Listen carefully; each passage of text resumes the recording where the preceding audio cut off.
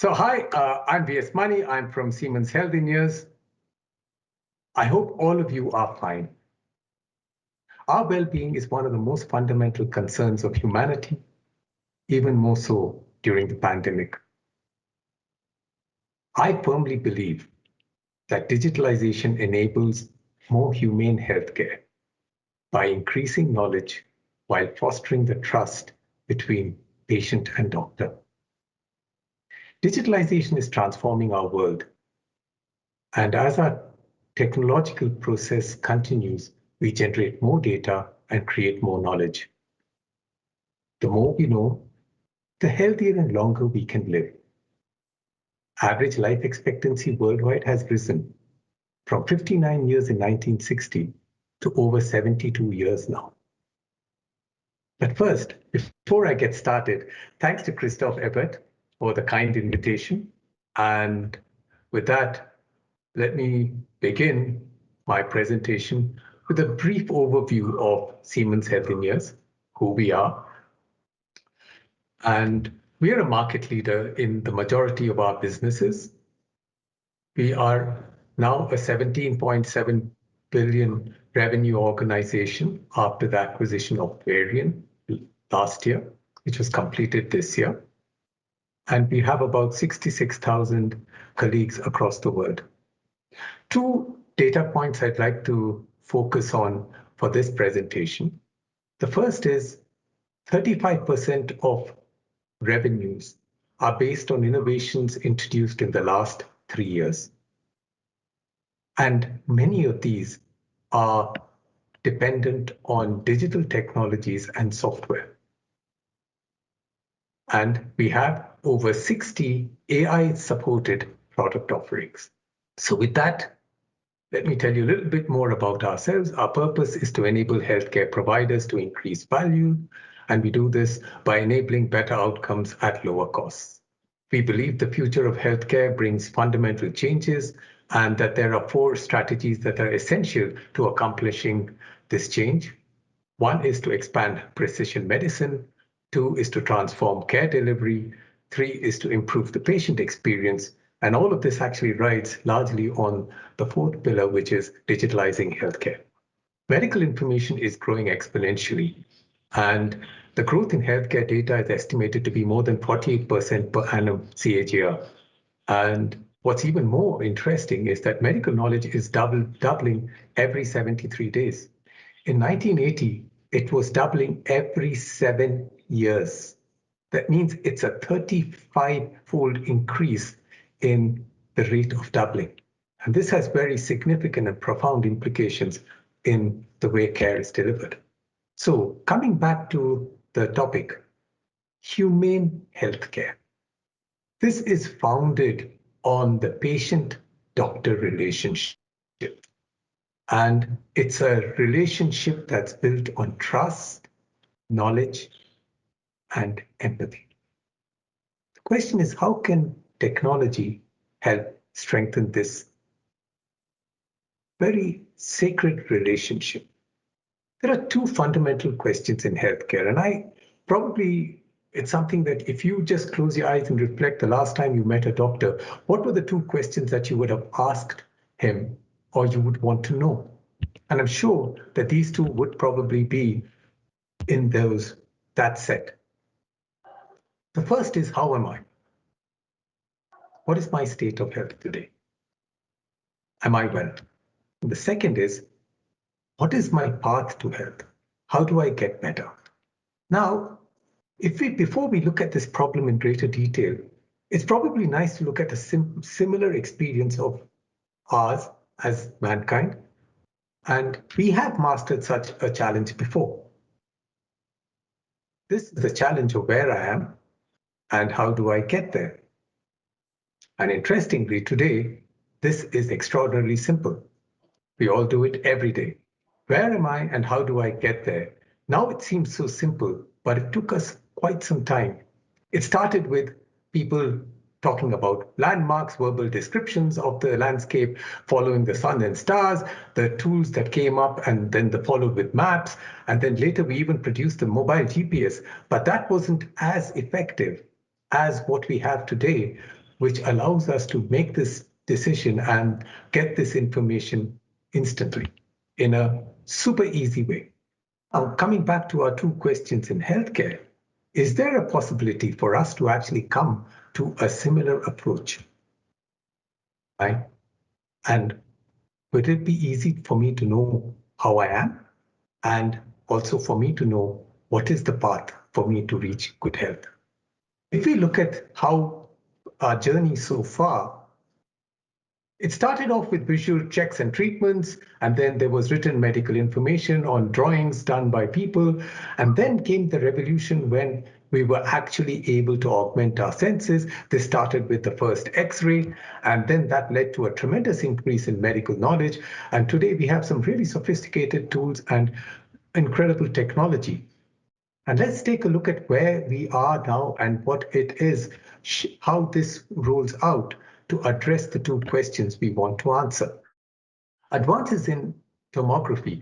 Look at the left side picture. It shows what a CT scan looked like in 1974. On the right side is a cinematic rendering, which is possible today using a CT machine. The amount of detail allows you to really understand the clinical conditions inside the tissue type and actually get a feel for what's happening in the patient. Advances in magnetic resonance imaging.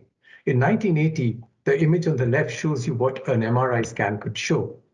Today, you could actually see the fibers of the brain cells, of the nerve cells inside the brain, and the direction they are in to get a tremendous understanding of what's the brain's like. And this is also applicable to other tissue types. Let's take the third example. This is an example of an ultrasound of the heart. And we are today able to use technology to identify and measure the effectiveness of the valves. It assesses them within seconds. It checks what is the flow, how much blood is being pumped out by them, and while you're doing an ultrasound scan. So not only do you get the physical structure and the dimensions of the heart, you also see its functional effectiveness. Today, we use digital avatars for procedure optimization. And for instance, if a surgeon wants to do a procedure on a patient, he could actually run through practice on the avatar, get familiar with the situation, and actually understand what he is required in a way that was not available before. Going further, not only do we have extraordinary imaging capability today, but with the advance of artificial intelligence and applying them to this tremendous amount of data which is available from medical images, we are able today to provide imaging decision support to the radiologist. The radiologist community is one that is always stretched. They have a very tight schedule, and any assistance to reduce their workload is welcome. So what does the Al-Rad Companion do?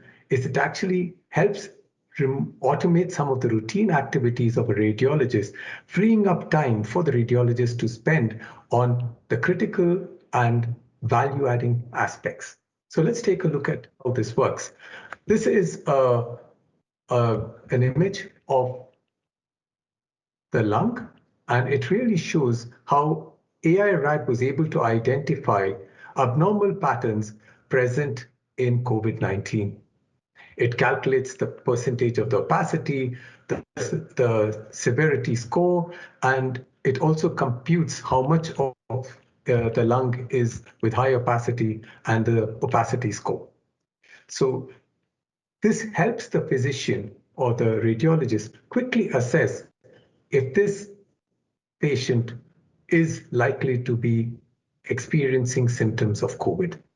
The next is the pathway companion, which is how we use AI to create actionable insights for personalized care. What it does is we take data from electronic medical records, from the imaging modalities, from the lab tests, fuse in data from genomics and from pathology all together to help get a much better understanding of the clinical condition of a patient. And we use this information to improve our diagnosis, to better plan the therapy, to monitor the therapy, and to ensure a more positive follow-up with changes and with other interventions as required. So what the Pathway Companion does is it provides the entire clinical context within a single view for a physician to get a much better holistic understanding of the patient's clinical condition. It helps in correlating imaging and pathology results. It allows for a summary of all completed therapeutic procedures, and it also provides recommendations which are evidence-based for treatment options, which are according to standardized, well-defined protocols.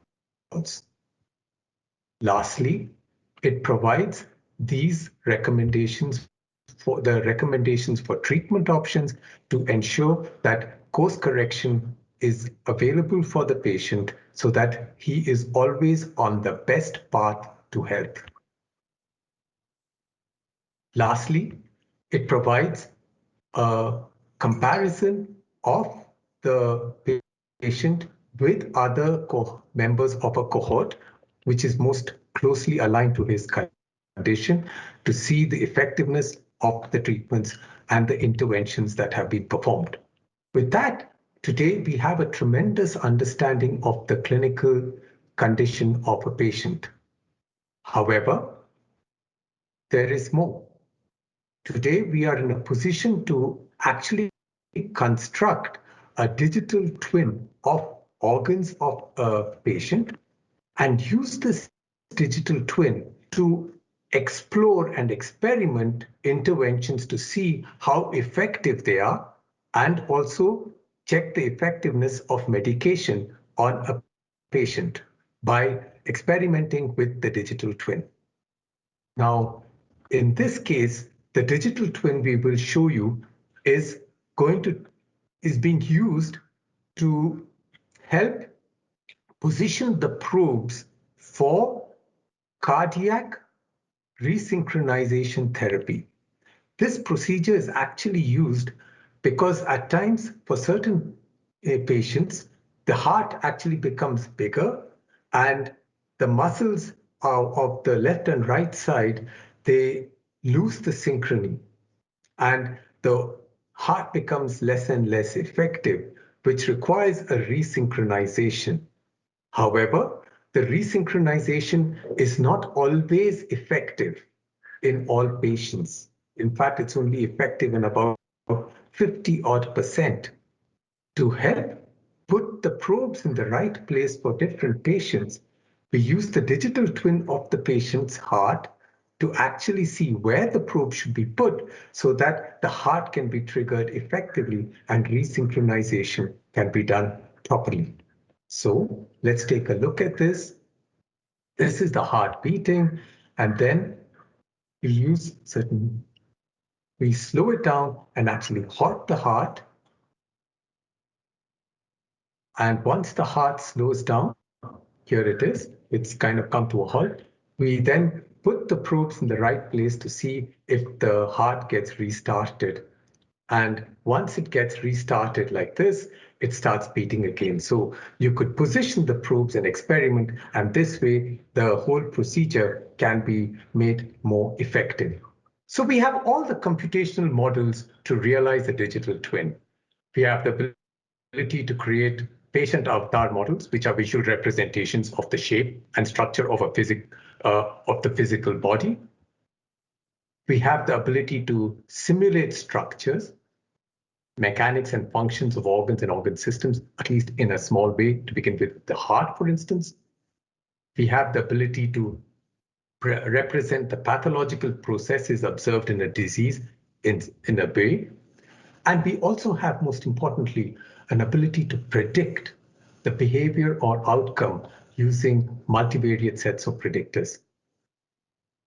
And this allows us today to acquire the different inputs, be it from electronic health records, be it from wearables, be it from the imaging modalities, the test results from a lab, the results from the genomic studies, and put it all together in a way that we construct a digital twin of the human body so that it is allowing the physician and the healthcare experts to derive actionable insights and assist in decision making. So what a digital twin is an AI-powered personalized biophysiological model of the patient, where, as I said, it aggregates huge amounts of data from the different sources, be it imaging, be it lab, be it genomics, be it wearables, and then it